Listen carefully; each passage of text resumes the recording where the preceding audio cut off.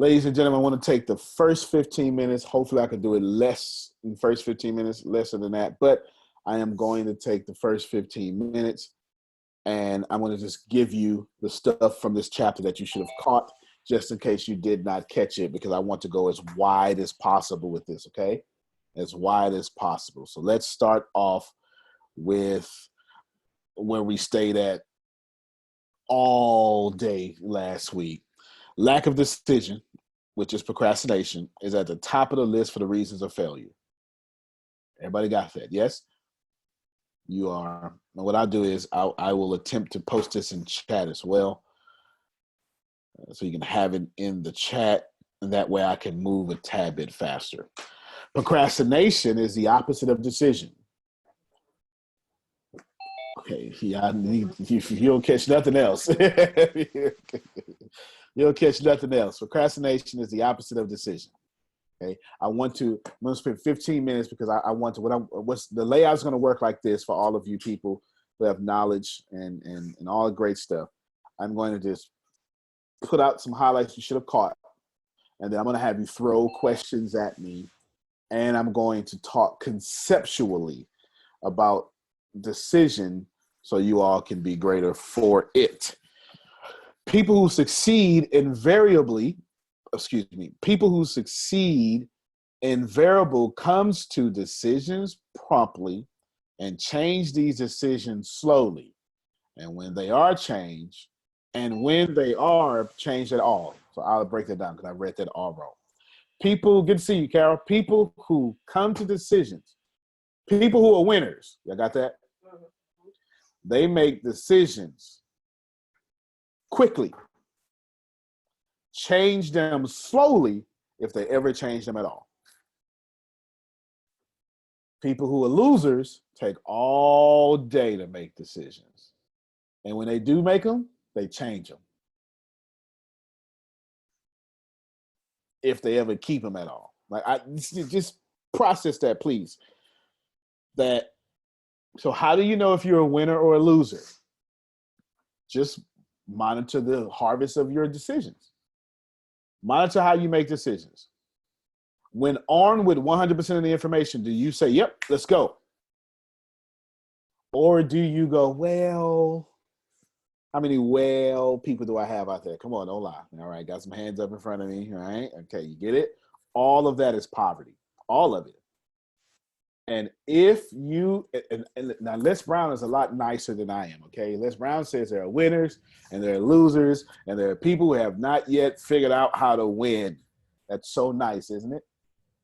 You're a winner or you're a loser, period. That's me being young and direct. But it's the truth. You know why I can say it this way? Because all of you are geniuses and we're all connected. And if you hate yourself so much to live a life unworthy of you, it makes you a loser automatically. The essence of you is winning, but the decisions of you is losers. What's Jerry's last name? Because right now his quote comes here, right here. Jared Wilkins, a great philosopher you can find on Facebook, says, you're born looking like your parents, but you die looking like your decisions. Ooh! God. Every time I quote him, it's crazy. Oh my God, did y'all hear that? You're born looking like your parents, but you die looking like your decisions. Ooh. And this is why I boldly tell all of you, if you're living a life unworthy of you, you're a freaking loser. Sorry, but it is what it is. Now, are you a loser? No. But has the harvest of your decisions made your life a loser? Yes.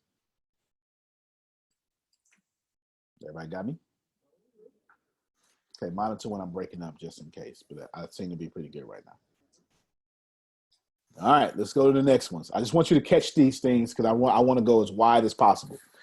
Unsuccessful people come to decisions very slowly and change these decisions as quickly as often.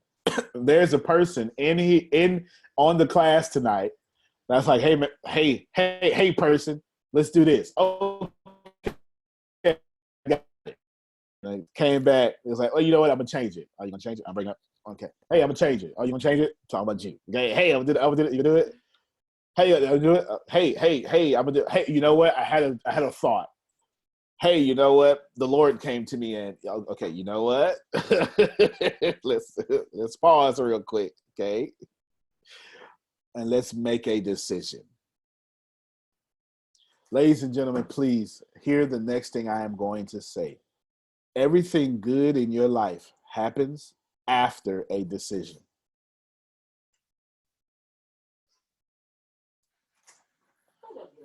Everything good in your life happens after making a decision. That's all right? That's it. Well, hold on. Unmute your mic. Go ahead and say that there. I am in agreement with Antonio because after not when I retired, but when I made the decision to retire, everything was good. I don't care what happened. I don't care what happened after the decision to retire in June of or July of 2017. It was it. After I made a decision to retire, it was a wrap. Anybody tell me, my principal actually called me this year and said, "Hey, you want to come back?" No, I'm all right. I could be struggling and I'm not going back.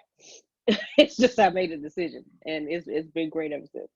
And that is why she would be insanely successful. Why? Because successful people make decisions quickly and they change them slowly if they ever change them at all. Did y'all hear what she said? Winning has a pathology. Anybody familiar with pathology? You familiar? That's a pathos. It's a mindset. Okay. In fact, let me dumb it down a little bit. Winning has a language. Everybody cool with that? Losing also has a language. And all I have to do is let you talk, and I will find out if you're a winner or a loser. You see, back in the day, it was a bit harder. I'm sorry, back in the day, it was a bit easier. Back in the day, if you were a knight, you dressed like one. If you were nobility, you dressed like one. If you were a peasant, you dressed like one. All I had to do was look out and say, there's a peasant. Now it's different. Now you can have a PhD medical doctor full of tattoos.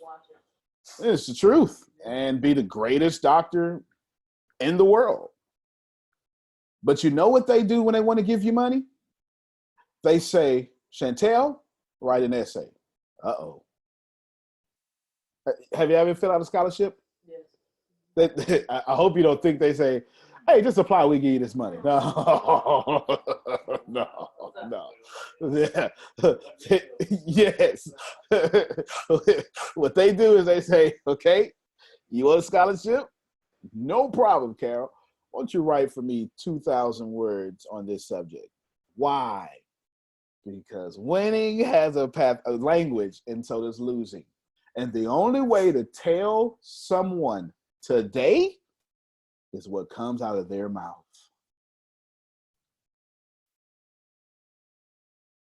This is why I don't hang with everybody.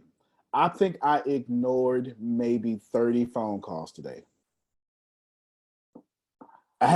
This is going to sound very bad.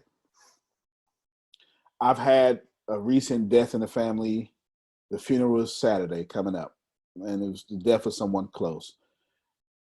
And I have a lot of losers calling me, and they're all in my family.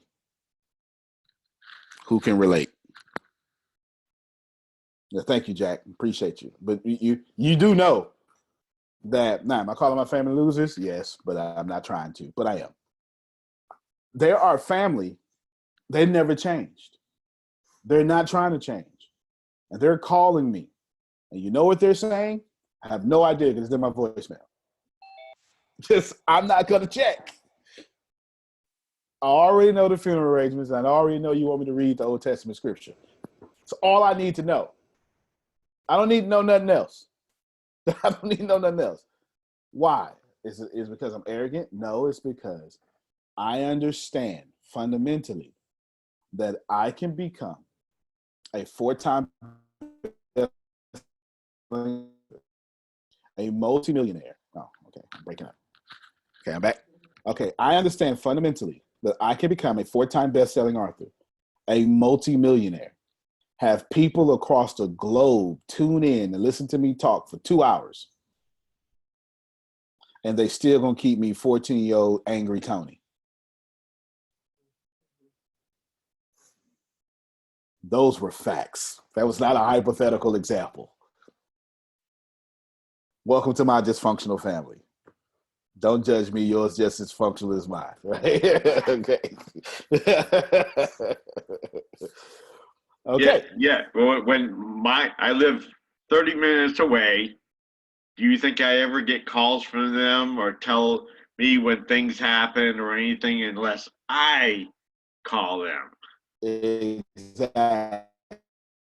You know what? It's your fault, Jack, because that's what they're going to say, right? You're supposed to, ladies and gentlemen, it's always going to happen with us. You know why? Because as entrepreneurs, we're the weird people.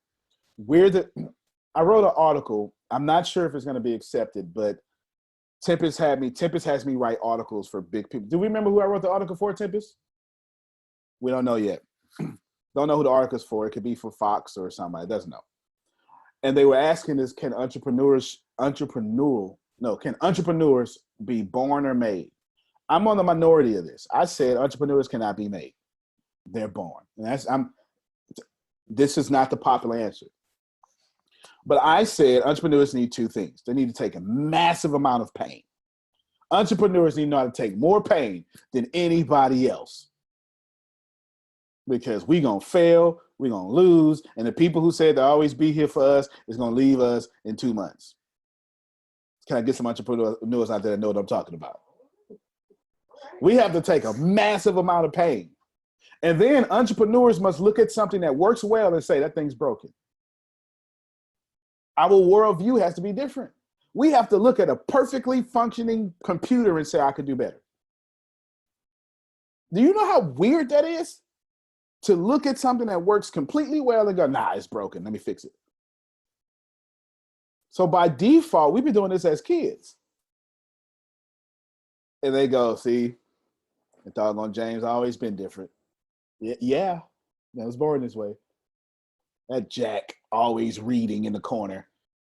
Doesn't want to talk to anyone. Yeah, he was learning. He understood that your conversations were not making him rich or successful, so he went to some prosperous conversations and books. Okay. All right, let's see if we can pull out a few more because I really want to get to the big stuff or big conceptual stuff. The majority of people who fail to make the grade are generally easily influenced by the opinions of others. Let me talk to my people pleasers for a second. People pleasers, are you out there? Yeah, I ain't got just three people pleasers. Come on now, you understand. And as soon as someone says, how many of you, in fact, don't even answer this out loud. Just answer it to yourself, okay? How many of you be like, no, I don't like that. And then someone says, no, I like that. And you go, you know what, maybe I do like it. No. Stop. No, don't do that. Don't be easily swayed by the opinions of others. Don't do that. They're easily swayed, and it permits the newspaper and their gossiping neighbors to do their thinking for them. Let me tell all of you something. Let me just get esoteric here for a second. Stop fighting over Democrat and Republican. That is the most idiotic thing to do on planet Earth. Okay? Now, I don't care which side you're on. But you do know it's one government, right? I just need you to process that for a second. It's blue control or red control. But do you want to be controlled? I mean, this is where we at. I just need you to think about that for a second. But when you're not a winner, when you don't have that winning language, you let the media tell you to hate liberals or to hate conservatives. Think about that for a second. Liberal does not exist. There's no such thing. There's not a, if I take away liberal, that's blue, okay? That's the Democrat. If I move a Democrat from their position, it's not going to be a blue silhouette there. That's a fake thing.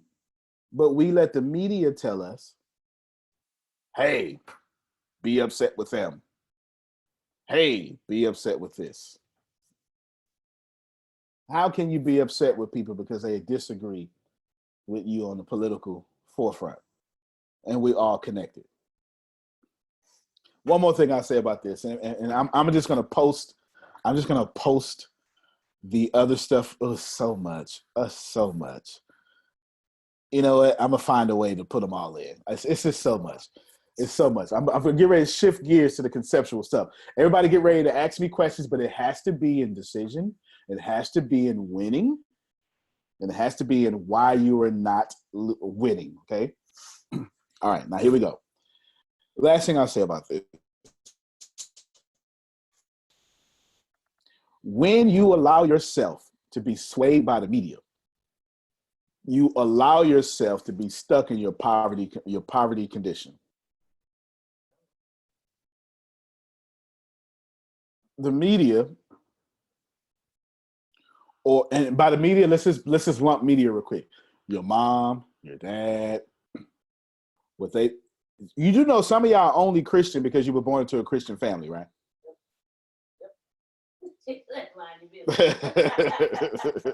I'm just saying. Some of you are only Muslim because you were born to a Muslim family. Like you get it? You didn't just go, you know what? I think I'm going to believe this God died on a cross. I'm going to do that. I'm just going to do that. No, someone said, hey, go ahead and think this way. Wrong, just account. Okay, that's not wrong. Just account for the fact that you were told to think away before you decided for yourself, I agree with this. The same thing. Some of y'all. Boy, you gonna preach in this classroom today. Some of you are only Democrats because, right? It's just the way it is. She voted this way, he voted this way. Republican too.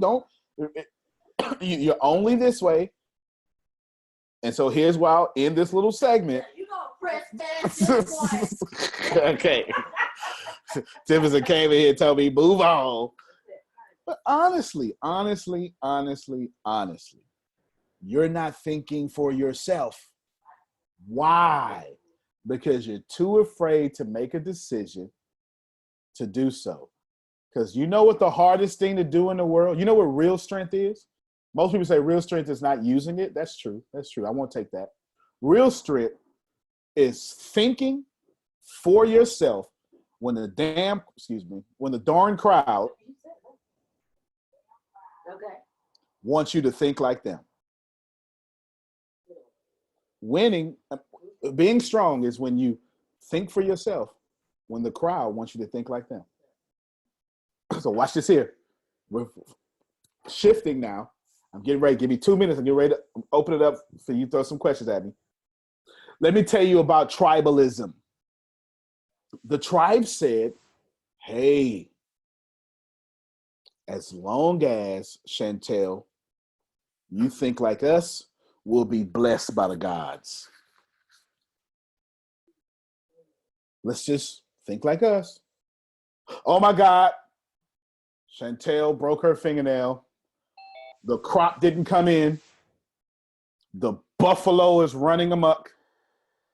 We lost this war. Who among you isn't thinking like us?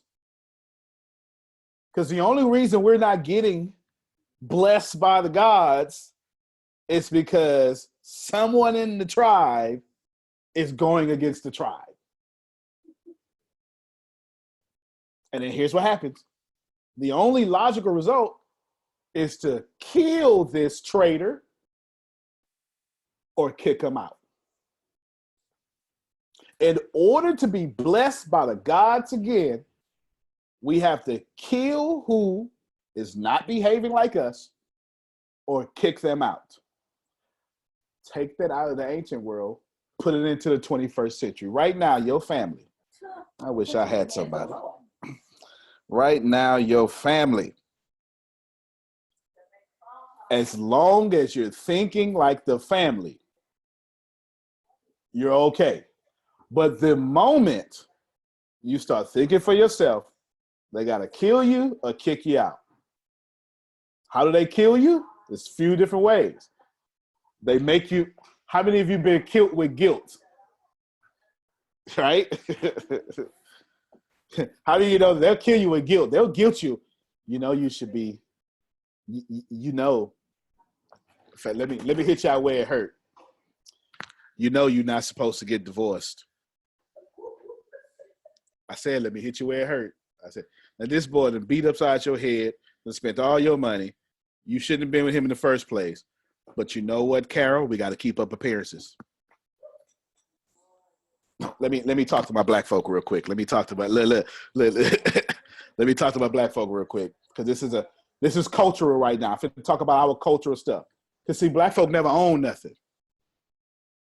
So the one thing we were taught is to make sure we always look good. Come on, tell me if I'm lying. Only thing we were ever taught was don't you let them see you sweat. You have on some clean drawers in case the ambulance come. Right? Come on. Y'all know what I'm talking about. And what we do is we look good. This is why sexual harassment, sexual predators, sexual assault is so strong in the African American community. Because what stay in this house, what happened in this house, stay in this house. This is why we are the way we are. And this, because that's tribal thinking. How dare you be sexually assaulted? How dare you be sexually assaulted and then think you're going to embarrass this family? Come on, who can relate? Come on, you understand? This. I promise you, I'm in decisions. I promise you, you'll see. Okay, and here's what happens: you make a decision. Yes, you make a decision to conform, and there will never be overflow in conformity. Let's open it up. Let's go. I'm ready. Let's go. All right. You got a bunch of quotes. They out there. I'm a weave in the rest of the book. Ask me or say whatever you want. I'll facilitate the conversation, but you have to be in something that hurts you,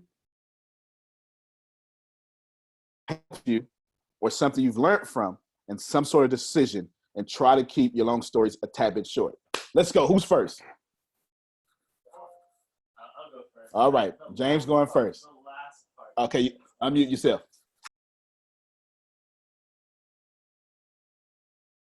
Mic check. There you go. Okay.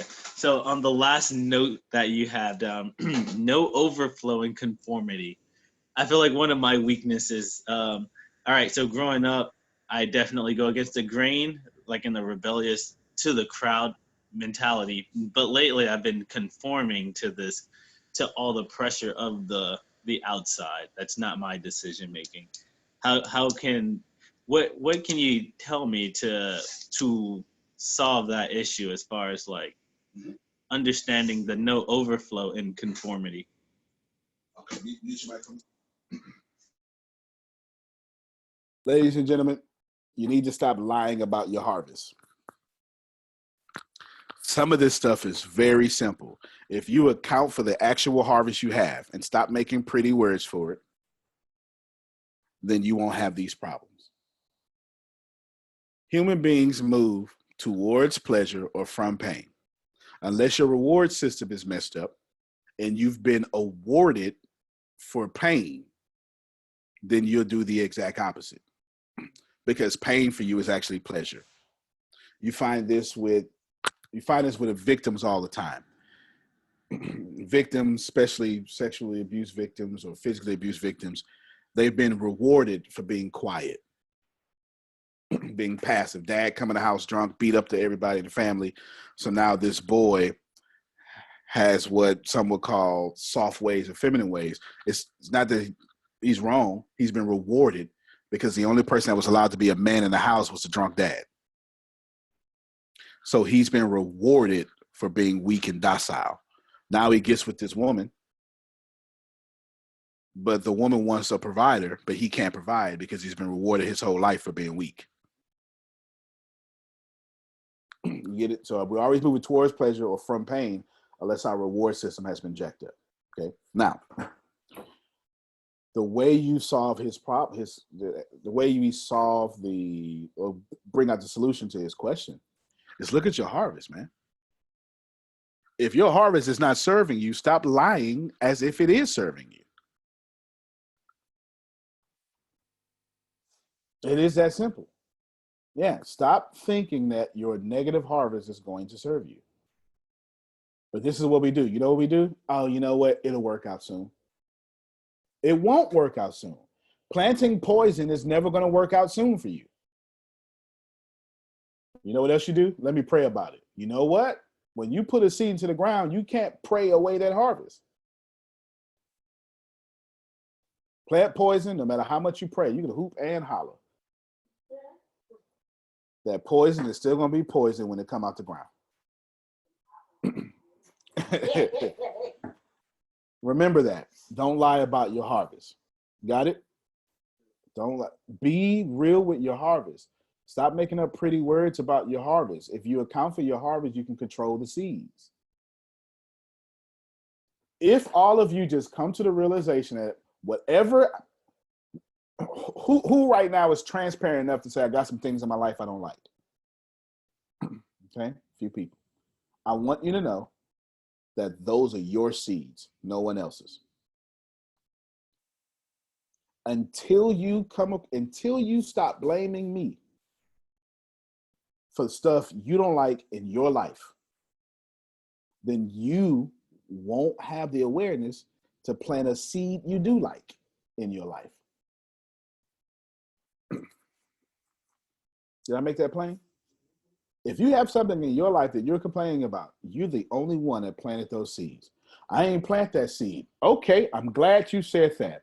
If you have something in your life and you did not plant those seeds, it's because you let some fool get in your garden and plant their nasty stuff, and now you got to pay for it. This is why your mama told you, don't you hang out with that boy. I mean, you had grandmother say, I just don't like him. I ain't like his family. Mama was crazy. That might just be my grandmother. Okay, that's yours too? Okay. You know, we come from where we know everybody. We say, who your people is. That's how you know it's okay. They say I broke up. We come from a city in which you say who your people is. Who's your people? Because we know for sure that if I know your people, I know you. All right. Okay. All right, let's keep going. Next question. Somebody give me a question. Okay, go ahead, Chantel.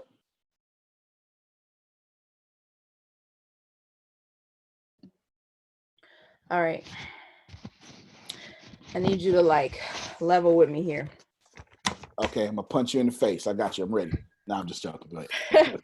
Come to me with this, because as I'm listening to you, I'm hearing, winning, losing, poverty, riches. And when I think about myself being a spontaneous person that I am, I'm a huge action taker. I'm like, I'm in or I'm not. Like, that's truly who I am in the core. So I'm receiving that as you're saying it. So now to bring it to decisions, there's something I'm missing.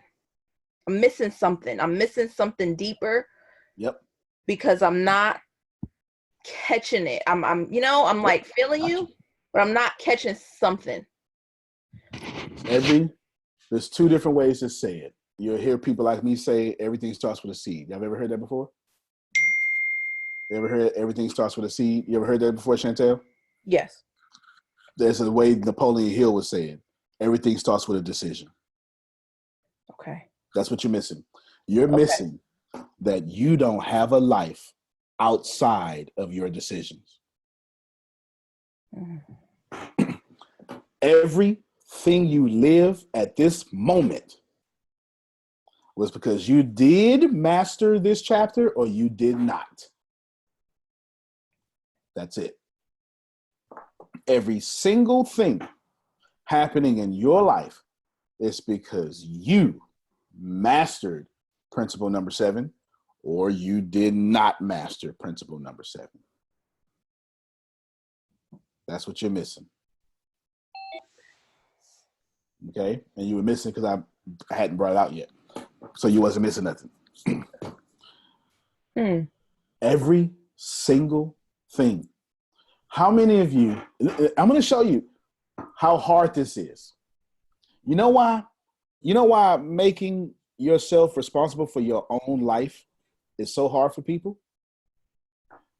Because they have to blame other people. Because it can't be that easy. Because if it was that easy, I'd already have it. So we can't handle that. We can't handle that winning is so easy. Now, staying on a winning path is a bit difficult, but we can't handle that it's not hard because we've convinced ourselves it's so hard that only certain people get it.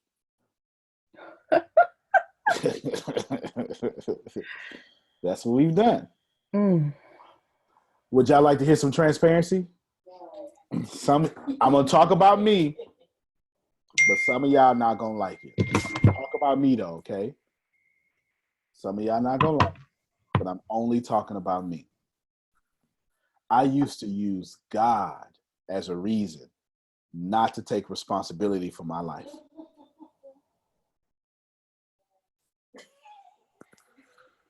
Ooh. It's not meant for me right now. Yeah. It's not my season. It's not my season. It's not meant for me. Well, you know what? It must not be in God's will. Now here I am with these sorry habits, blaming God's will. I'm blaming God's will on my harvest with these sorry habits. Come on. Only thing I'm consistently doing is lying to myself. And I would run the church. I would run the church waiting to hear a word that I was not going to follow through with.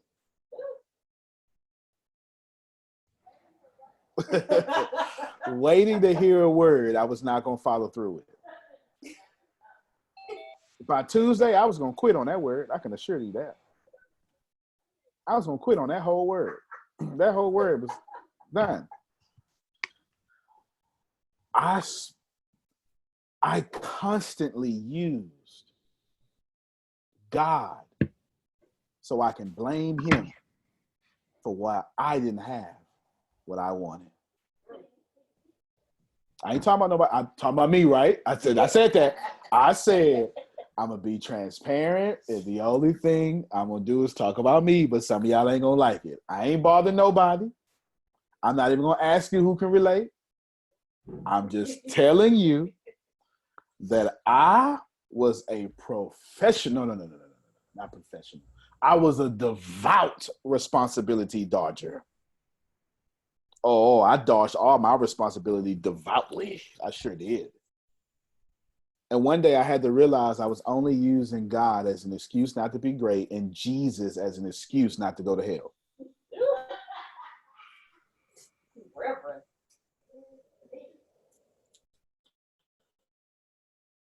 I wasn't nice.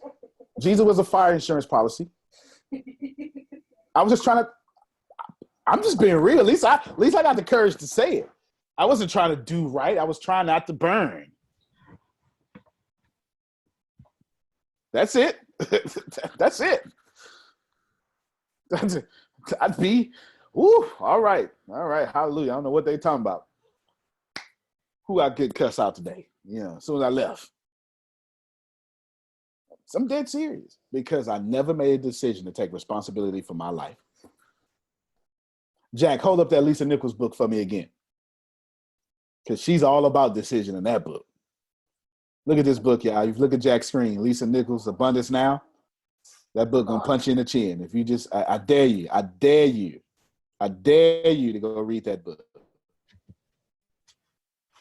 She's just wrong. She's wrong. She comes to disrupt your soul in her own words. She's wrong. I'm telling you. Everything starts with a decision.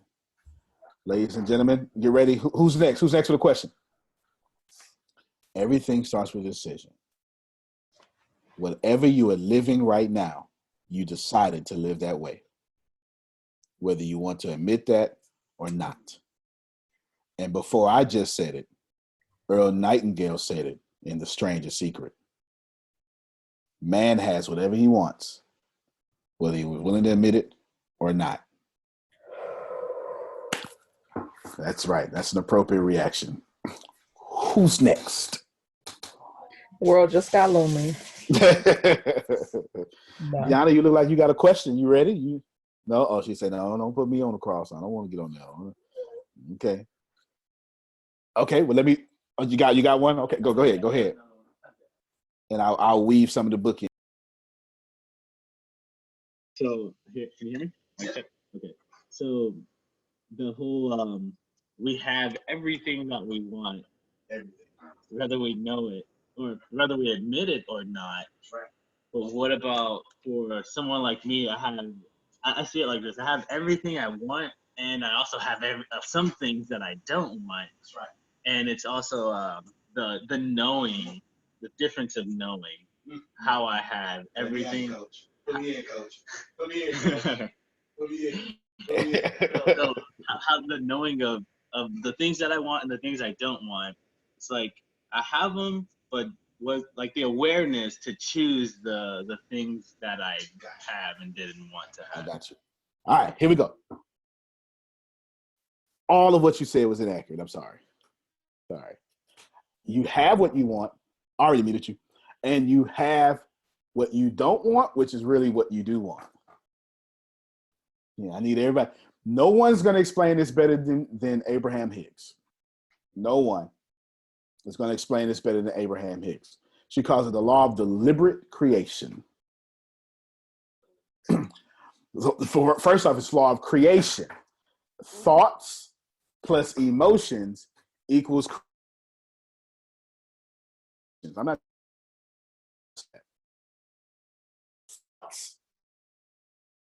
Emotions. Okay, still now. Thoughts. Am I there? Can you hear me now? Yes. Father. Oh, okay, all right. Thoughts plus emotions equals creation. So, James, with your transparency, I'll hit you with gentle kindness. The things you don't want, you're emotional about. So you've created them. Wow. Ooh. Did y'all see that? The things that he does not want, he's emotional about. And the greatest form of energy is thought. And once you mix thought with the first language, emotions, you get creation. And for all of you that have James' problem, I don't want, it's because you're emotional about the thought you're thinking, and by scientific default, E equals mc squared. Energy equals mass times the speed of light, it squared. Matter is just energy over energy over energy collected over time, and it becomes something solid. You ever seen who's ever seen a scary movie before? Okay, you saw a scary movie before, and you were like, you walked out, you went, watched The Conjuring, which I just don't suggest anybody watch that movie. That is a real movie for real. You see The Conjuring? It is ridiculous. Do not go watch that movie for real, okay? And then you get home, and nothing happens. Why? Because you had all those thoughts, and you was emotional about it. When you walked out the movie, you said, this isn't real. It was just a movie. So you didn't manifest that. Because you didn't have the element. You didn't have the math equation there. It's quotients, right? Is it? I know it's a sum but isn't each part called the quotient? What is it called? It's called something. Well, 1 + 1, those are called something. I can't remember what it's called. Not terms, it's something. Anyway, so you have thought and you didn't have the emotion, so you couldn't have the creation. But how many of you watched a scary movie about some poltergeist and you went to sleep and them clothes in your closet look like something. Look like something for real, like some figure with a hat on. That first Final Destination. How many you seen Final Destination 2 and you refuse to drive behind the 18-wheeler with the logs on it? Like that? I won't be doing that. Okay, right? All this makes sense, but once you put the proper emotion behind a thought, it automatically becomes a creation. I'm going to say this now in a farming way. Once you put a seed into the ground, you automatically schedule a harvest. I'm going to say out in Einstein's theory. I'm going to say it now in Einstein's theory of relativity. Once you have energy collected over time, it becomes matter. Everyone's saying the same thing. All of you have what you've created. Chantel, back to the moral of the story, it's all from decision. When you put emotion behind a decision, it becomes a reality. This is why at the beginning of the book, Napoleon Hill told you have a burning desire and a definiteness of purpose. Everybody, are you seeing it now? Go ahead, Chantel. That hit something. Tell me this. Let me ask this. This is me. That I could talk about experience. I have the tendency to make the decision to explain why I make. It's so crazy. I make the decision. Why? Why am I making the decision to explain why I do things different than what other people do? Lord have mercy. Okay. What I would ask you is that working out for you, Chantel? I just want to see people win. Not at all. I don't know. I don't know. It's not. It can't be working out for you because you don't like your harvest. It can't be working out for you. No, it's not. Ladies and gentlemen, look at your harvest and ask yourself, you know what, maybe I'm being presumptuous. Maybe harvest isn't striking with everyone. Maybe we don't know what harvest is. Look at what's manifesting in your life. Do you like it? If the answer is no, you don't like what you plant. And you hate yourself so much, you pick up what you don't like and be like, this is what you're going to get, boy. It don't make no sense. Some of you are going, well, no, I don't hate my life, but I don't love it. Okay, you have an even worse problem. You're so passive with yourself. You plant both poison and prosperity. And you say, life, as for me and my life, I want both. No, stop, Antonio. Stop. What are you doing? I'm coming for the throat today. I'm coming for it. Right? You just mix your harvest up. You just mix it. You say, you know what? I want a good relationship. But, forget that. I want to be single too. And what do you do? Yeah, what? But? Yeah. You throw them together. Now you got turmoil.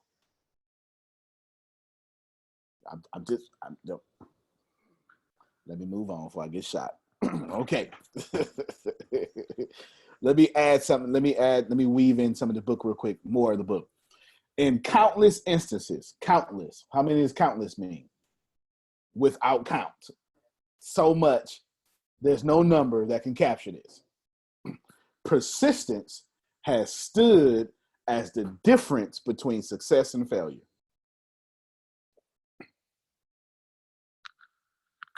Did you catch it? Because me, I wish I had a bee tell me this when I was you. The one thing you can do to change your life is to be faithful of what you planted. God dog. Okay. Countless times, the difference between success and failure is staying in the fight. How many of you are not where you deserve to be because you quit on you? Okay, James says he'll admit that one. Who else? Come on. Come on. I know it. I help some of you right now that every time it gets rough, you go run back to security. Maybe. Maybe. But it's the What how did it say? it's how you make a positive decision to tell yourself that you can do it, that you are going to do that, you're going to be a positive. Like I had court today for housing. I kept on saying, I'm going to make an agreement with them. I'm going to do that. And even though other people say, well, they don't have to, I said, you don't have to raise your voice. You don't have to get upset with them because they may not understand you. It's just like Jack Canfield says, I can say you're a butthole, then you can respond to, how dare you? Or you could say, well, he doesn't understand me. So you just go with the positive. And today I got a great agreement and I could handle it and I'm still in my place. Good job, Jack. Let's clap for Jack. Good job. Good job. You are a man still learning, which Napoleon Hill would tell you. Good job. Good job. Good job. He brings up something, so I won't go back. I'll just keep staying where we are. Persistence is another principle, right? But when you make a decision, when you stick by that decision, you automatically become successful.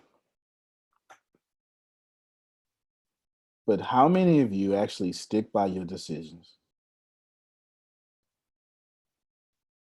Now, you're going to say, well, but I'm going to look at your harvest and I'm going to tell you what you really say. You lie, your harvest does not.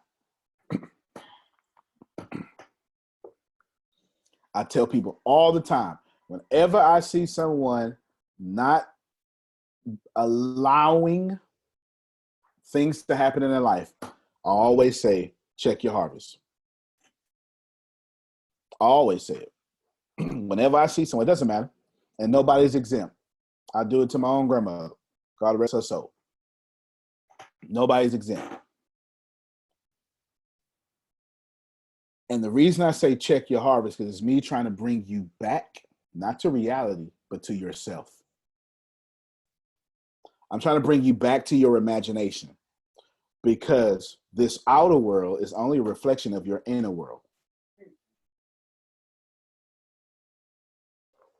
And all of y'all are running out here thinking that this is the real world. This is not the real world. None of this is real. What's real is this world.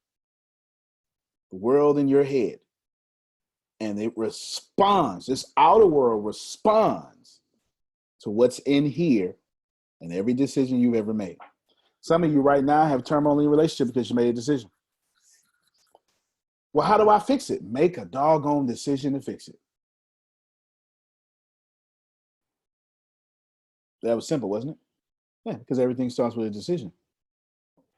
If you don't like the relationship you're in, make a decision to fix that one. Or make a decision to leave. But don't have someone too dirty to sleep with, but not dirty enough to leave. That's not even original for me. I heard it Dr. J, Frederick Douglass or something, whatever his name is. Frederick Jacobs. Yeah, say that. Okay, not Frederick Douglass. Now I got a joke right there. Oh, he's a good person. Frederick Douglass is a good person. He's a good person. Who knows what I'm talking about? Who knows what I'm talking about? Okay. No, that actually just happened this year. That happened in February. Somebody was speaking of Frederick Douglass like he was still alive. Anyway, doesn't matter who. It was just a funny joke. No, it does not. No, it doesn't. Doesn't matter who. Okay, moving on. Do you process that countless times the difference between winning and losing is persistence? I am going to win. I've already won, and I'm going to keep winning. Why? Because when I make a decision, I stick by it. I'm not moving.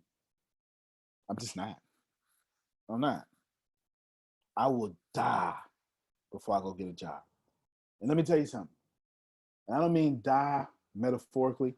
I mean, I have so much emotion behind what I just said. I know for sure if I ever get a time card, I'm going to die that day because I've already manifested it. Thoughts plus emotion equals creation.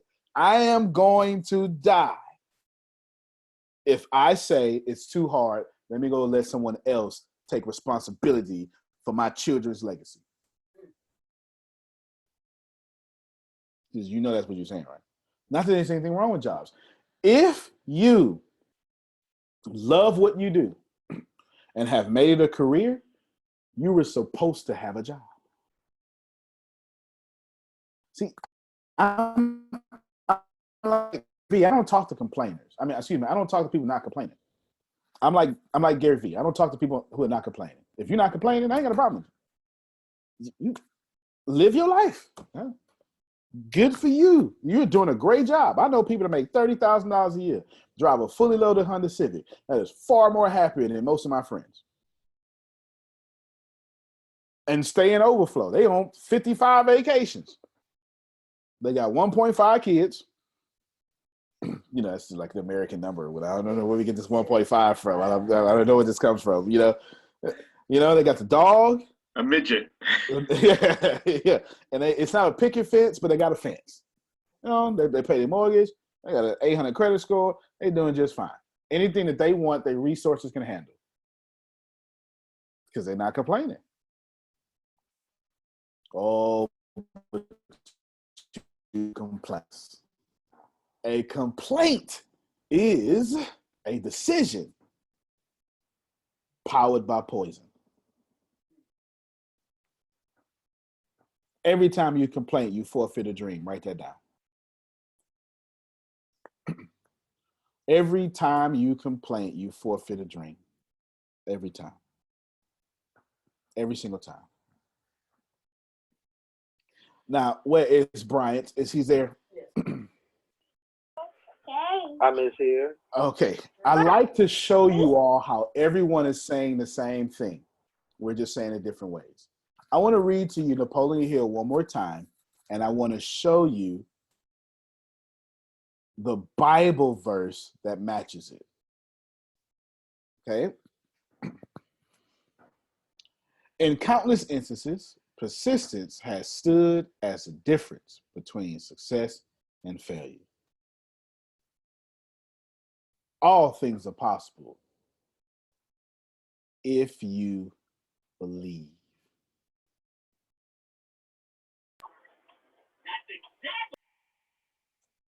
Now you got me? This is what it is. Everybody's saying the same thing. Your friend Jesus came out here spitting "Think and Grow Rich" before Napoleon Hill wrote, right? You know, come on, this is real. All right, let's keep going. This is gonna be. Let me just do it. Lack of persistence is a weakness common to the majority of men. These are not my words. Okay, don't slash my tires. Lack of persistence is a weakness common to the majority of men. How many men? Majority. And of course, here men is man and woman. It is a weakness which will be overcome by effort. Effort. Yes. If you are to accomplish the desire you set for yourself, you must form the habit of persistence. If I had to say that another way, almost everybody you know is weak. And if you don't want the life they're complaining about, put some effort and do what they're not doing.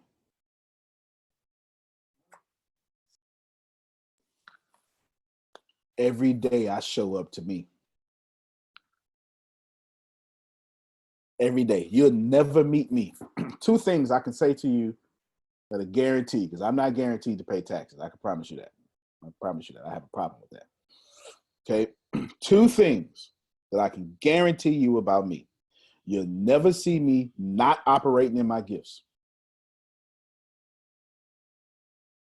Which means every day you see me, you're going to meet me on the happiest day of my life because I'm only doing what makes me happy. Number two, you will never, ever, ever see me at the same level you saw me yesterday. Cool. Say that again. You will never, ever see me at the same level you saw me yesterday. Never. I read too much for that. I talk to mentors too much for that.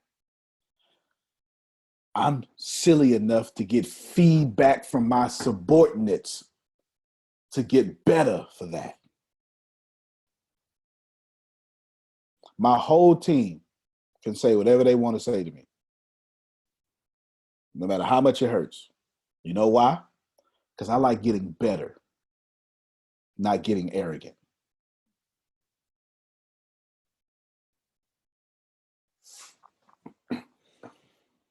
I don't like being the same. And I certainly don't like being like everybody else. Ew.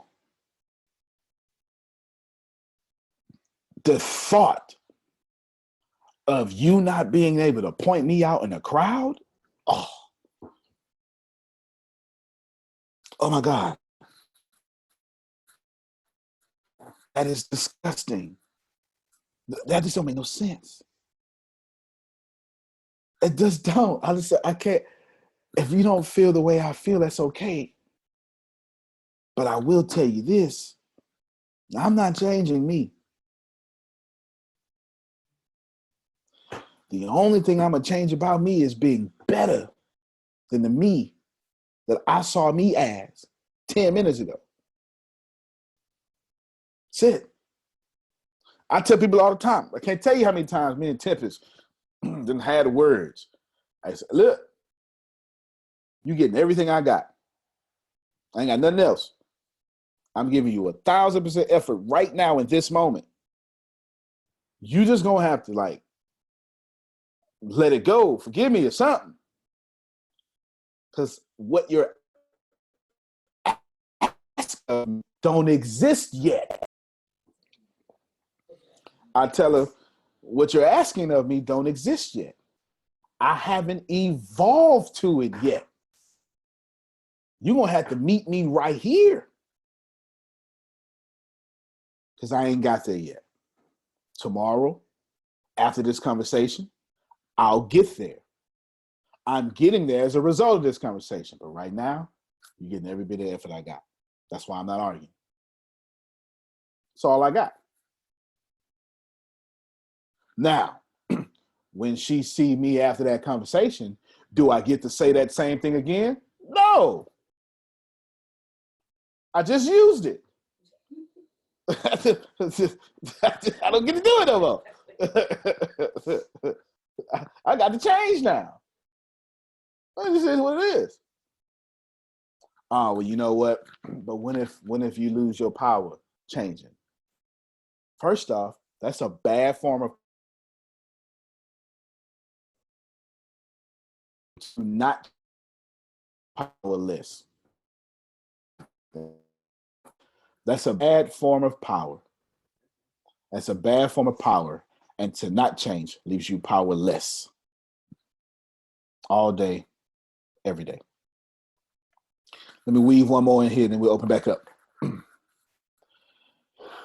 All right, how do I want to punch thee in the face? Chantel, you ready? Me and you. We the only ones in the room. It's long. Things will get dark. It will seem as there is no longer any reason to continue. Everything in you will tell you to give up, to quit trying. And it's right here that if you go that extra mile and keep going, that the skies will clear up and you'll begin to see the first signs of abundance that will be yours because you had the courage to persist. There was a book, 3 Feet from Gold. That's it. That's it. And it's also in this book too. Yeah. 3 feet for gold. Ladies and gentlemen, everything you ever want inside your life is on the other side of quitting. It's on the other side of fear. I once told this story that Tempest hated me telling, so I'll tell it to you again because, you know, that's kind of like what I like to do. One time I'm on the phone with Tempest. She's 60 miles away.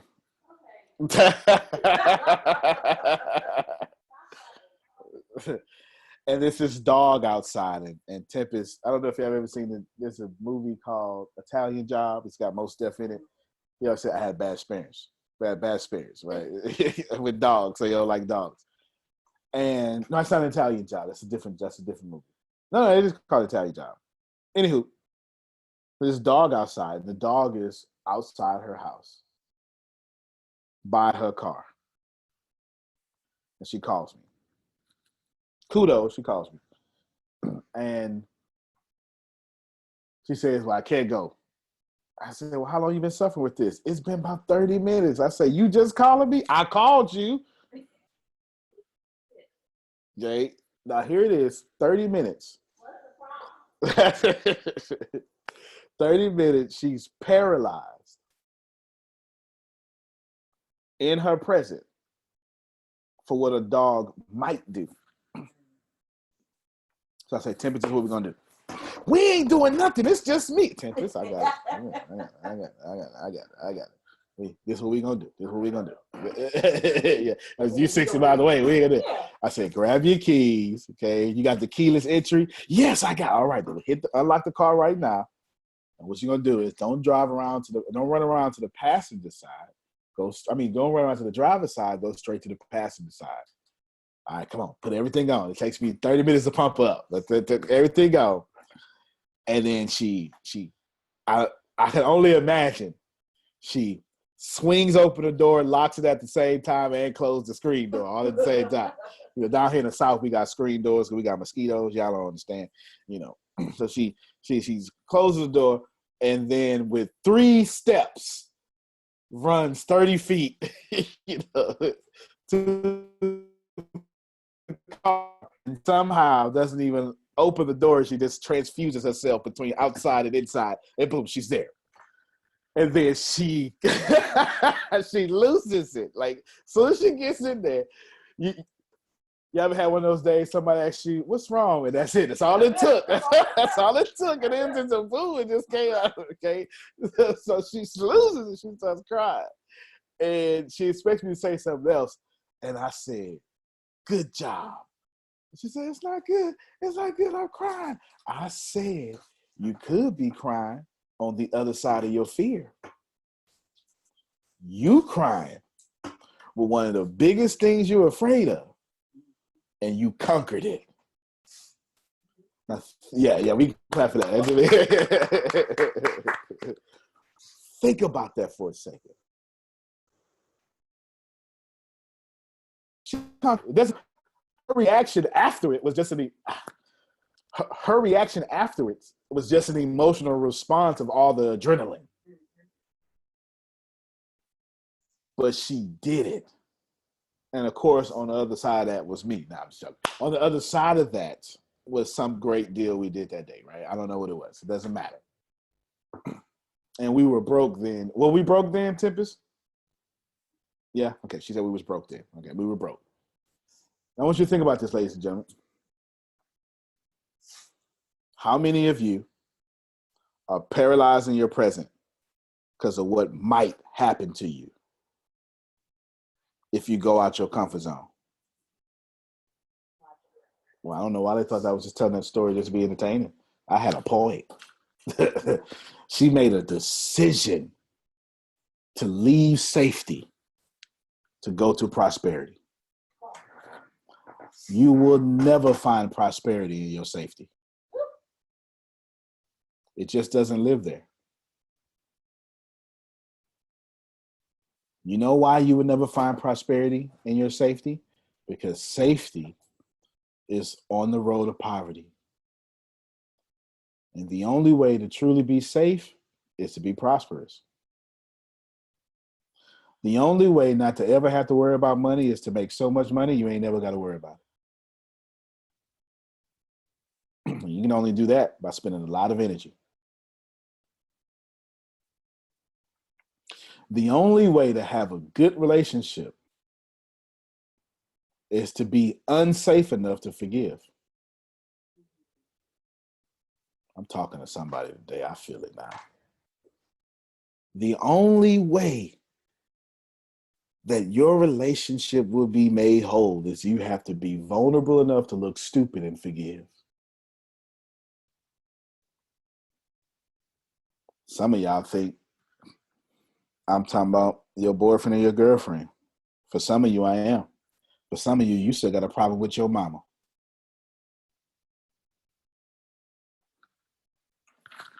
Okay. I saw the people hiding.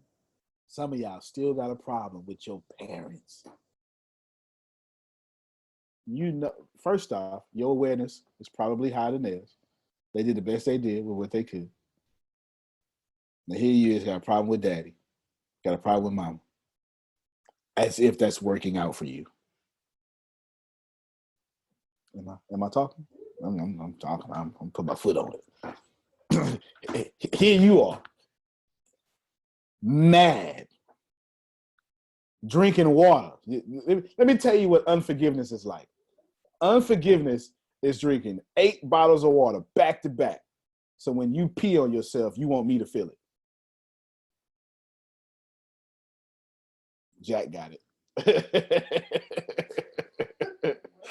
Look, you peeing on yourself, it's not gonna make me feel it. You gonna mess up your underclothes. You better come on, man. I know that saying. Yeah.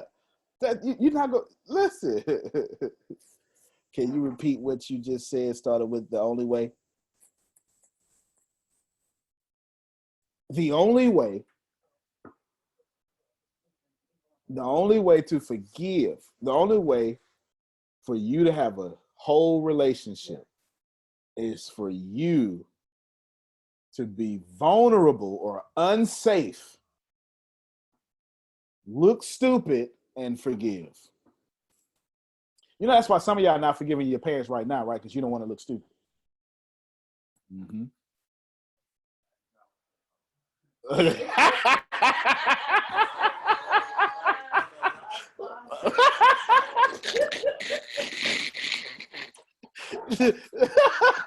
James just looked at her and said, ooh, that one did help. You don't want to look stupid, but that's safe. It's safe to look unstupid, ain't it? It's real safe. It's safe not to forgive him, not to forgive her, because it's safe. It's safe. Because I'm scared. Because you may do it again. Now I'm really saying something. Because you may do it again. And we stay in that safety of what you might do. And you never your fears like Tempest did and stop being broke. You never conquer your fears like Tempest did and stop being broke. And go get something that's great for you. So one day, I remember, it's actually a video somewhere on YouTube. I have to go find it. But I remember doing a video at a class 3 or 4 years ago. I called it Fear Masquerading as Comfort. It was right after I watched Tempest conquer her fear. And I asked her, I said, Tempest, why? But why? Why? I don't understand the process because I'm fortunate enough not to have fears. It's something that just doesn't, I'm born a different way. I am according to Phil and Susan, I'm a pioneer. And make me take a test. I'm a pioneer. I'm just a risk taker by nature. And so I asked Tempest, because I can't relate. I'm breaking up. Okay, I'm a risk taker by nature. So I can't relate. I can't relate because I just would have walked outside with my gun. I'm in Texas and I just shot the dog in the head if it came at me. Well, this is Texas, okay? This is Texas. It's Texas. I'm just, for all of you who don't understand Texas, this is the attitude of Texas, okay? You're very welcome, Ashley. She said, thank you, I need that. Now I want you to think about this for a second. I asked, I said, Tempest, I don't understand. And she broke it down to me. She said the wisest thing to me. I said, well, why would you stay in the house? Why you always stay in your comfort zone? And she said, oh, no. She said, because I know what to expect in my comfort zone. Yo, that floored me. It floored me. I never heard such wisdom concerning comfort zones before. She explained how my comfort zone, I know it don't serve me. I know I don't like it here, but I know how to handle things I don't like.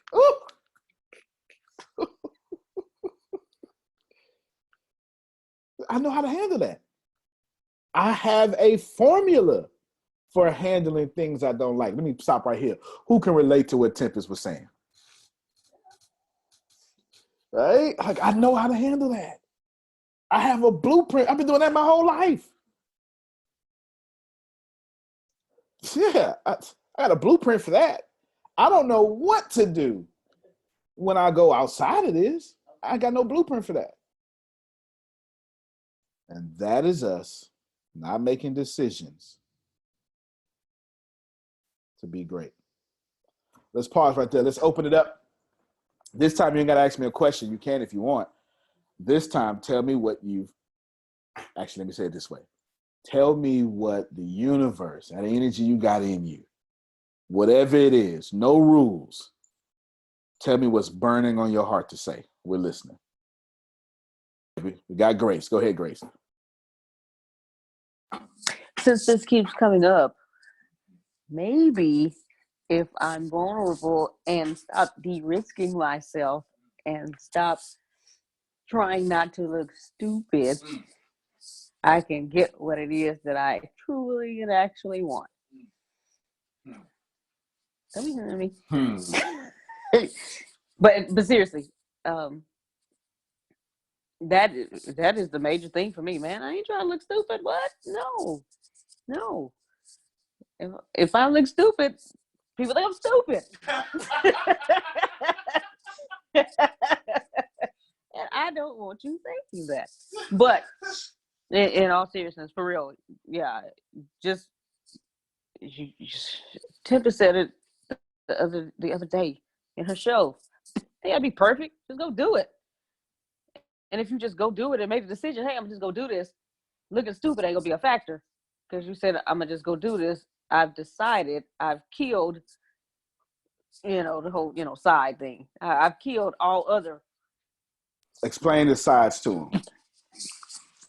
Side, we have a few words with the ending in side. Suicide, homicide, genocide. All those things mean somebody died. Somebody or something died.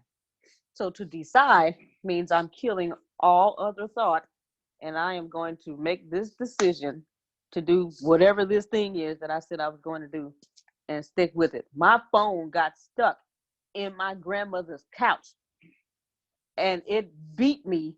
It won that night because I was feeling terrible. I was sick. But the next morning, I said, no, I got to get this phone out.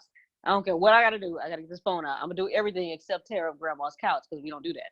But I made a decision to get this phone out, as simple as this sounds and as crazy as it sounds. But my arm is still sore today because it was stuck in a place that it shouldn't have been.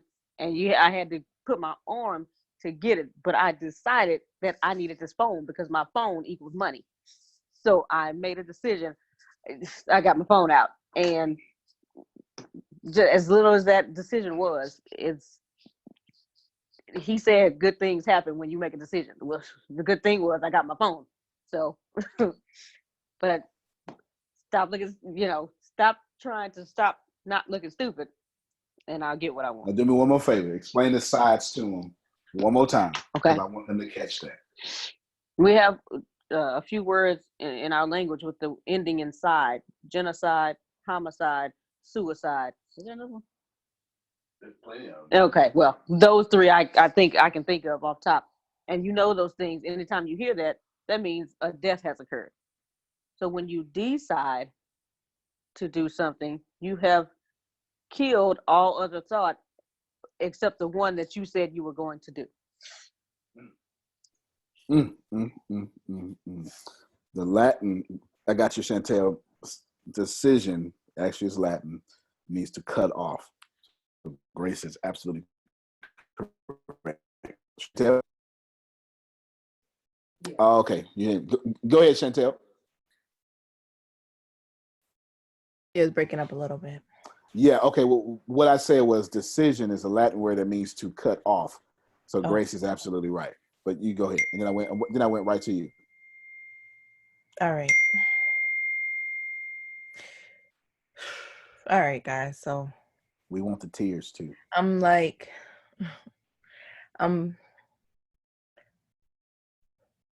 I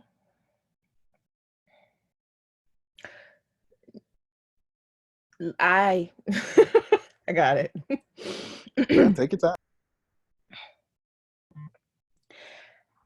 Try to convince myself. No, I convince myself. There you go. That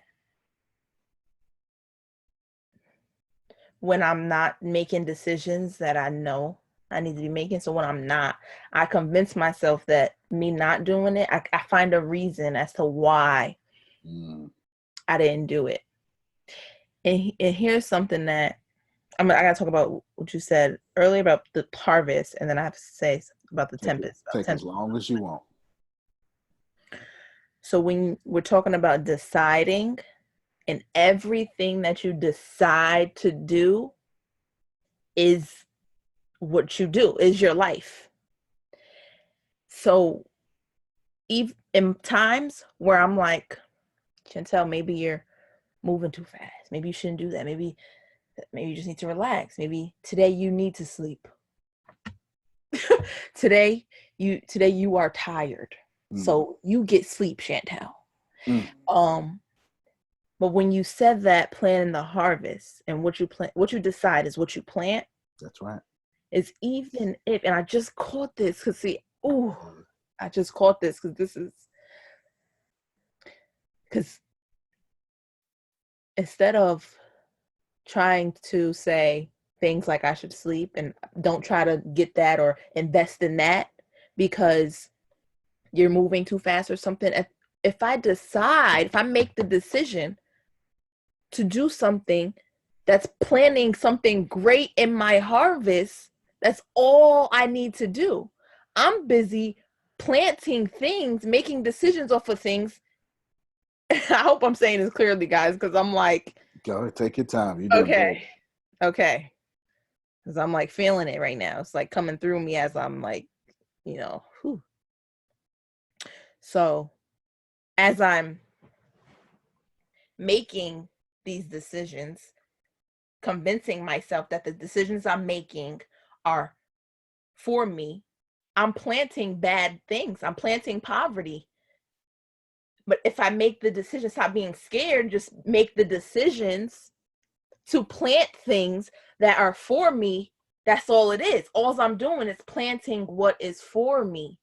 And I didn't okay, so there we No, go. you did good. Yeah. That's the call. So let me talk about Tempest with you. The story about Tempest is, hold on, because You're talking about her conquering her fear. The dog had a paralyzed the present. okay. And I know what to expect. Oh Lord, yeah. And right there, I was like, ding, because for myself, I'm okay with doing different things because I know what to expect. So it's crazy because I know that when I'm hopping out of my comfort, when I'm like, oh, Chantel, yeah, go do that. That's something you didn't do before. Say that, because that's something you never done. And that works for you because that's who you are. I've been being comfortable doing stuff that I think was uncomfortable. Wow. And it just narrows me down deeper into myself and stop comparing myself to other people, because see, a lot of people get out your comfort, go do things you never done before. You do that naturally. I'm naturally that. That's who I am. And when it comes to, I know what to expect, I'm like, that's what I do. So let me think of what I learned there. Because now that I became realized of it, now let me think of what I've learned just in this moment of my awareness to that. And let's go back to the book. This was my favorite quote because I thought you were going to ask, what's your favorite quotes? No, I'm kidding. What's your favorite quote? What's your favorite quote? To utilize modesty in silence. Talk about it, Chantel. So that you can listen more than you talk, because when you're talking too much, you can miss something that you need to learn. Yes. You better talk now. Let me tell you something. So with that realization of me realizing that I've been doing things that because I know what to expect, here's something for me that I've learned is when it comes to being silent, just listening, that's me getting out of my comfort zone. Wow. And the pain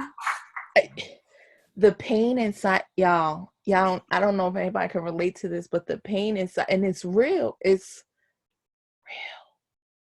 The pain inside of me that I feel when I have to be quiet. It's like,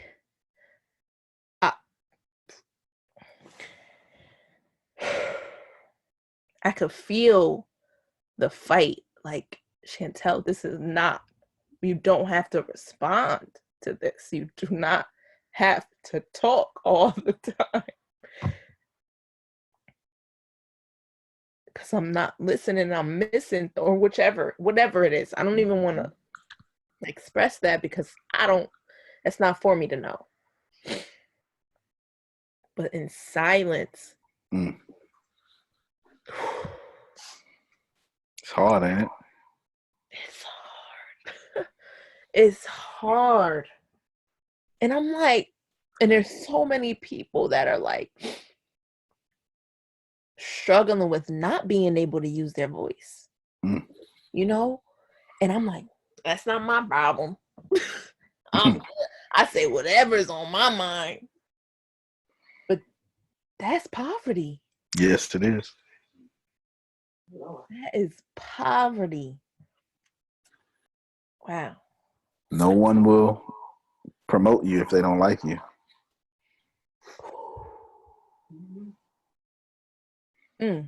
So it's been hitting me, and I think I said it with my other comment, is I'm always trying to explain why I'm doing what I'm doing, and there I go talking too much. Mm-hmm. And I mean, I can sit here and say, not everything is for people to hear. Not everybody's going to understand. It's not for everybody. It's the 1%. I could do that, but I'm past that right here in this moment. I'm past that. Good. Because it's deeper than that. It's simply making the decision to just listen or not respond. Mm. That's Now, it. not respond is powerful. Yeah. I felt that one first. I felt that, yes. Yeah, not respond is powerful. In fact, let me see your phone. I'm gonna talk from your phone. You keep going, Chantel. When I'm gonna respond to that, not Okay. respond, but I'm gonna do it from her phone, so I know I don't break up. Okay, keep going. Yeah.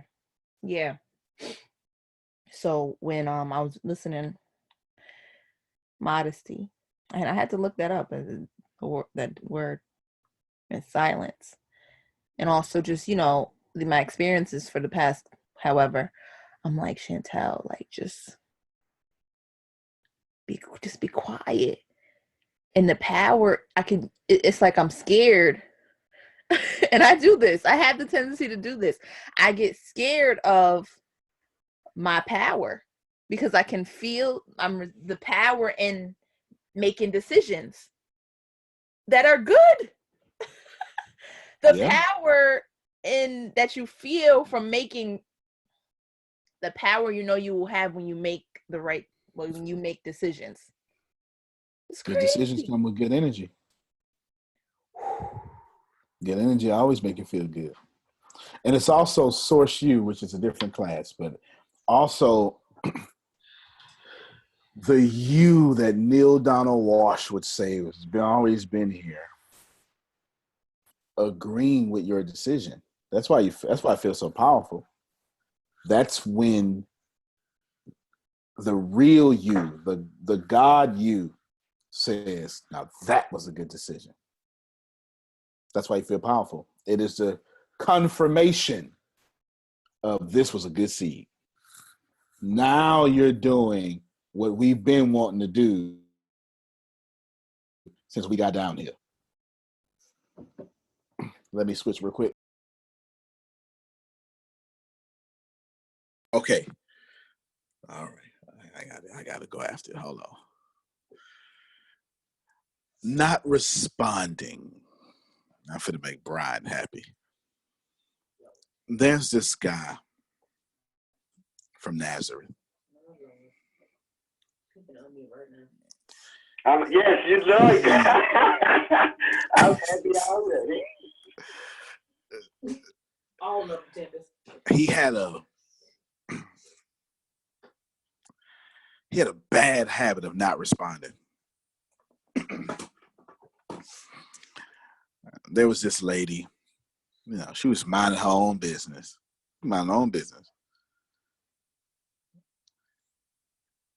And these men come pull her out her house. Let's break it up now. Illustrate the stories, Reverend. Okay. Illustrate. This is breaking up too. Everything breaking up. Yeah. This You ain't man, breaking up. they come pull out her house. She ain't got no clothes. They leave the man she was with minding her business.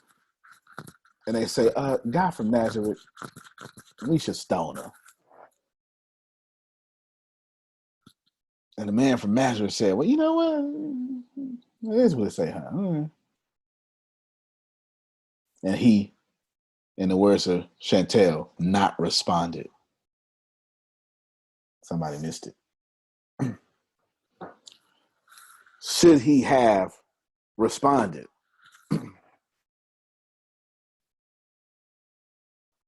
you'd have different beliefs. But since he not responded, he said, I tell you what I'm going to do, Chantel. I'm going to give you more grace than truth.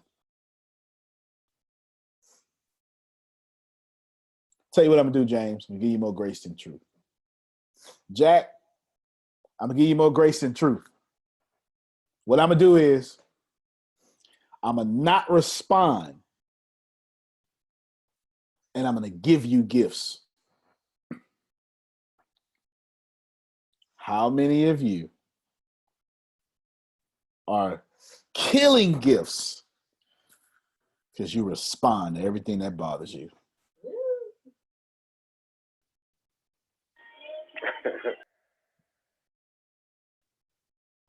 That's another decision.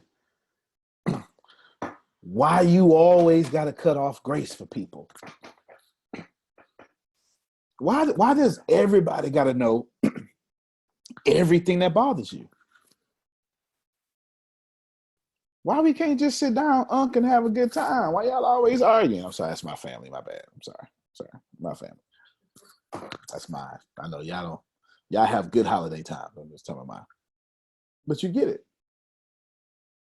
Not responding is powerful. So good job, Chantel. Not responding is how you actually actively listen. And then when your head starts formulating thoughts, ooh, I'm gonna say this when they say, nope, say, be quiet, head. We're not responding right now. What Chantel has to say is far more than the clever thing I want. What Chantel has to say is far more important than the clever thing I want to say. I used to be asked, why ain't you talking? They want to get a reaction out of me because they thought, because they knew I was different from them. And they say, why don't you have that addiction? It's like, why? I just didn't say nothing. They said, they thought, I said, what do you want me to say? And it just like, It is, right? Now, thank you, Jack. I've purposely mixed together decision and persistence in this chapter. It's two different principles. I purposely mixed it together because we're going to spend 2 weeks on persistence, and I need to introduce you all persistence. It's my way of sneaking in 3 weeks. Go ahead, Chantel.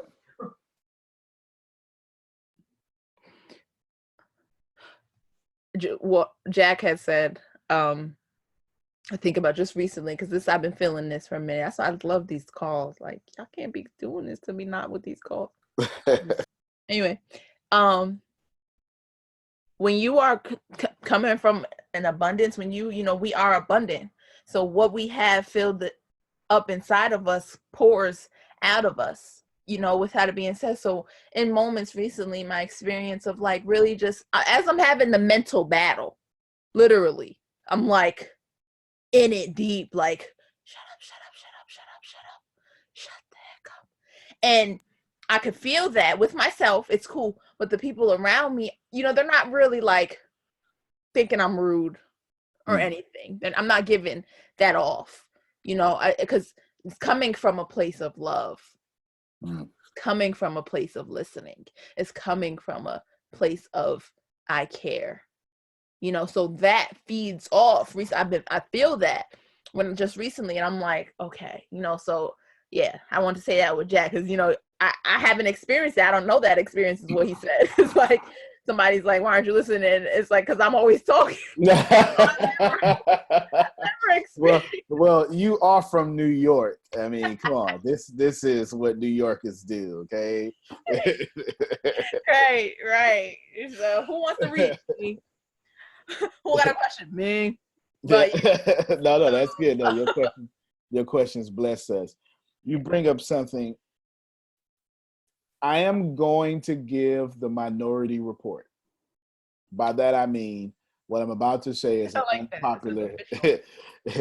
It's an unpopular opinion. Is what I mean. Okay, that's what I'm going to give to you. Criticism always comes from a bad place. Criticism always comes from a bad place, even if you call it constructive. Very unpopular opinion. Criticism always comes from a bad place, even if you call it constructive. In my experience, which in this case is a fancy word for opinion, in my experience, you need about 14 years relationship with someone to give them constructive criticism. Anything before 14 years is just you on your high horse criticizing. No one, none of you should be constructively criticizing anyone. What you should be doing is influencing people to change. Constructive criticism is a bunch of BS. We use it as our platform to cut people down.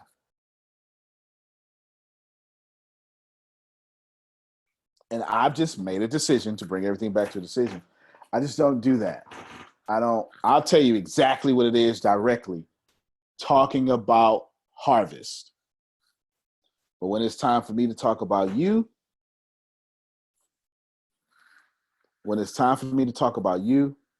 I'll always influence you to change. I'll tell you, Chantel, that's poison. Nah, it's poison. Because I'm not talking about you. I'm talking about, look, we looking at it, Chantel. Look at this. Look at this. This thing grew out the ground as poison. Let's not lie about this, okay?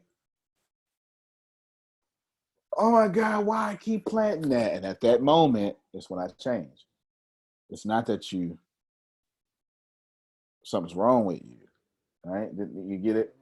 Then I start gently influencing you to the place that you need to be. Would you like to know why or how or why and how? Here's how you change people. Well, all of you, if you can see me, I want you to look at, here's the runway, okay? Actually, this side is Japan, and this side is America, okay? Okinawa, Japan, Bronx, New York. I'm taking a flight from Okinawa, Japan to Bronx, New York. If I start on the ground, Chantel, do I end on the ground, Chantel? The answer is yeah. Sounds like a trick question, but no. Yeah. I was on the ground. I end on the ground. Common sense. Can I, Chantel, get to the Bronx at the same level as the ground? Different question now. Different question. Can I, from Okinawa, Japan, that big old pond in between Japan and America, there's a big old pond there. Ocean, but you get it. Can I, from the ground, get to the ground by being at the level of the ground? No. So what must I do? I must fly. Okay, watch this here. Now, can I fly at the ground's level? There's a word for that. It's called crash. Okay, we don't want to do that. People trying to get home for the holidays. Okay, so I can't crash and change people. That's not smart. That's actually antithetical of flying. Okay, so now I must fly. Now, Chantel, when I fly, am I higher than the Bronx? Yes. Am I also higher than Okinawa? Yes. Okay, if you're missing it, let me show you. In order for me to change James' destination from Okinawa, Japan, to where he wants to go, the Bronx, can't crash him there. I've got to go higher to get him there.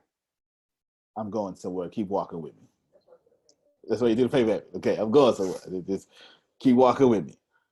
I gotta go higher than where he started. I gotta go higher than where he started because I can't be at the same level where he started and go higher. And I gotta go higher than where I want him to go. So by the time I get to the Bronx, I let my flight lower itself to where he wanted to go. I'm gonna say it again. This time it's gonna make a little more sense. I'm above where I wanted to take him. But then I say, James, this is your captain. We're going to descend to where you want to go. Strap in your seatbelt. Seatbelt lights on. And we'll take you where you want to go.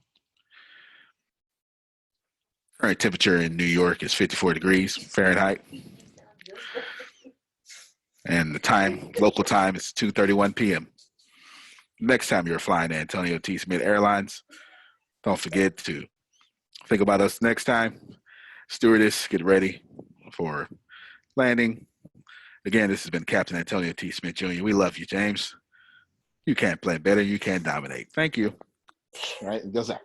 Because I'm always on flights. Okay, I'm always on flights. So I just gotta memorize. Okay, and then you need to give the joking ones. Okay, you need to get with the attendants and do that. I gotta take him higher than his understanding to get him where he wanted to go. There's your punchline. In order for me to influence you to change, I got to talk above the level I know that you are. See you as a passenger at the level of awareness I'm giving you and let you catch up with that flight. This is why a mentor will always talk beyond your understanding and expect you to catch up to that flight and then lower you to where you wanted to go, which was your decision the whole time. In order to change someone, you don't correct them to change. You take them higher and let them catch up and then gently drop them off through guidance to where they wanted to go. Poor people will always tell you what to do. Actually, let me say it a different way. Poor people will always think they know what's best for you. Wealthy people will always do what's best for you. Who just learned something?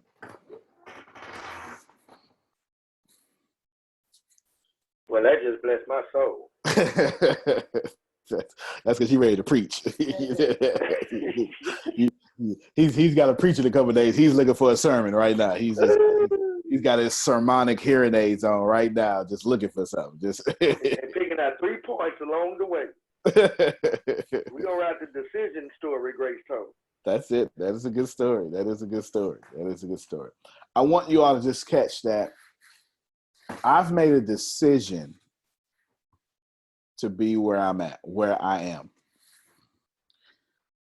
Now I've made a decision to take a lot of people to where I am, but now that's in quotation, because not where I am, but where they are in the great I am. I hate it. I didn't try to, but this guy, I didn't try to. You had no choice. It was right there.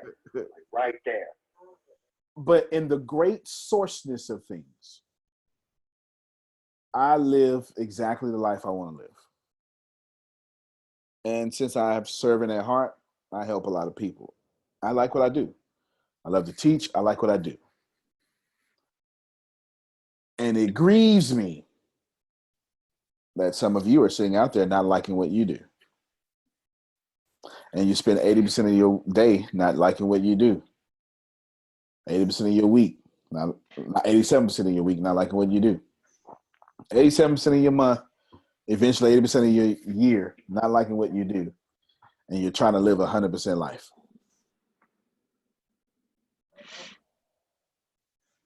Trying to live 100% life when 80% of your day you hate.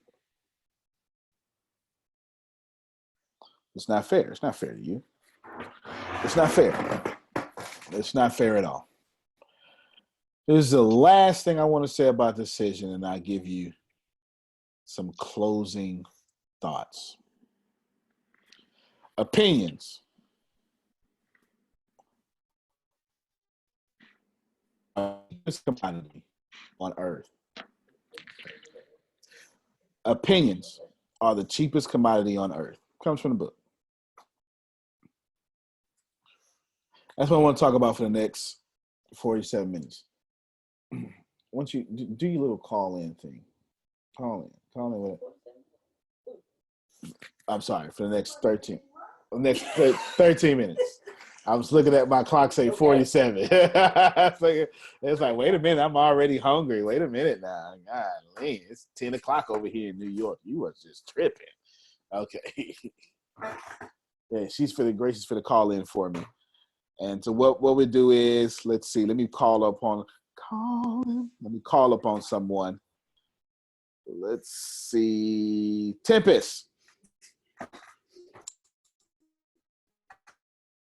Unmute thine mic and regale us with some energy for the next couple of minutes.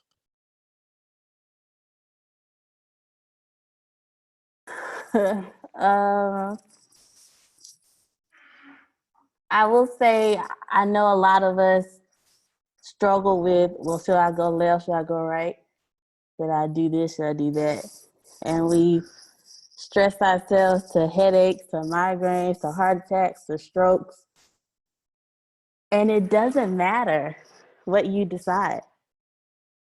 He didn't say make the right decision. The book says just make a decision. And if you make a decision that's worthy of you, you make the decision that vibrates good in your soul, it is the right decision for you. And you recognize that all that stressing and all that worrying and all that pro and con list didn't matter.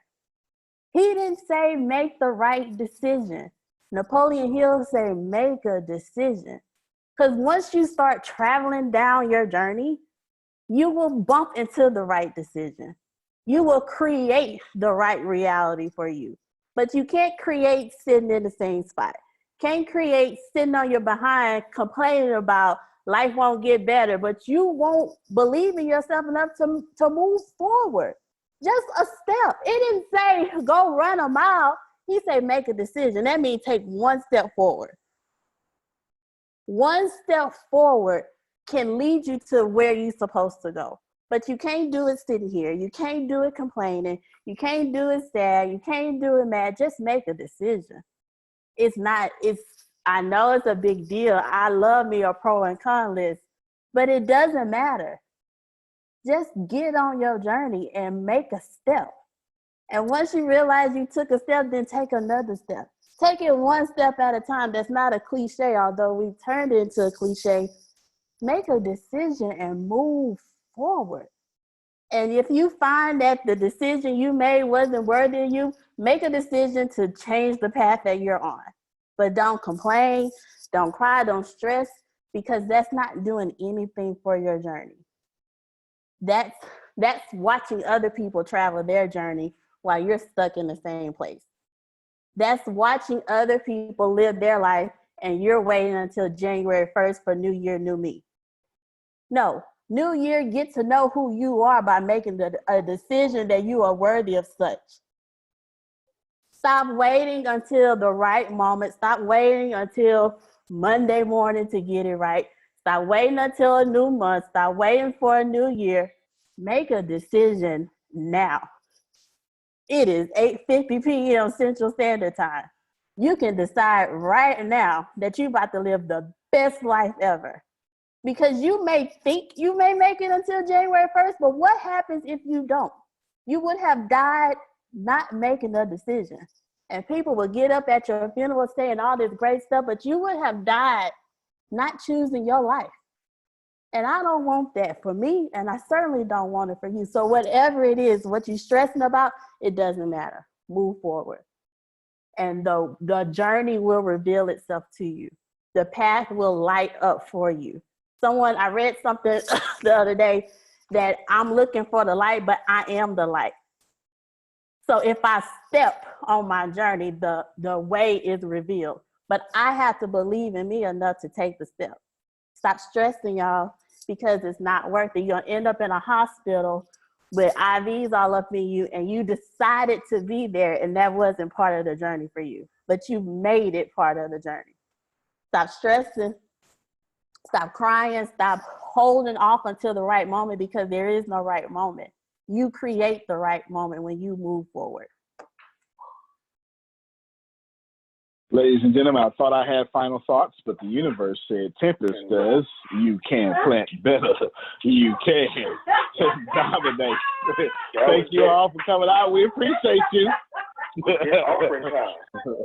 No, I know. You just heard Chantel say not respond. I am not responding after that. The doors of the Lord's church is now open.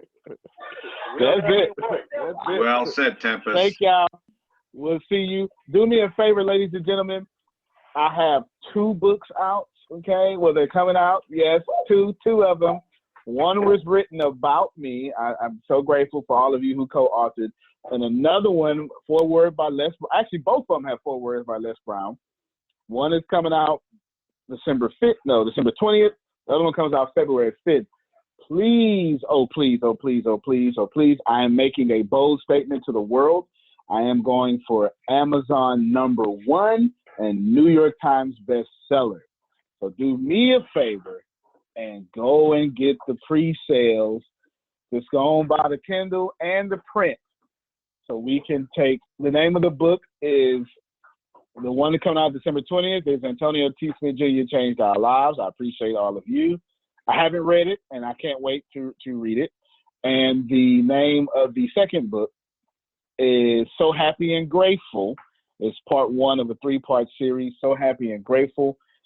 It is foreword written by Les Brown. I say some really kind words about him because he's a great guy.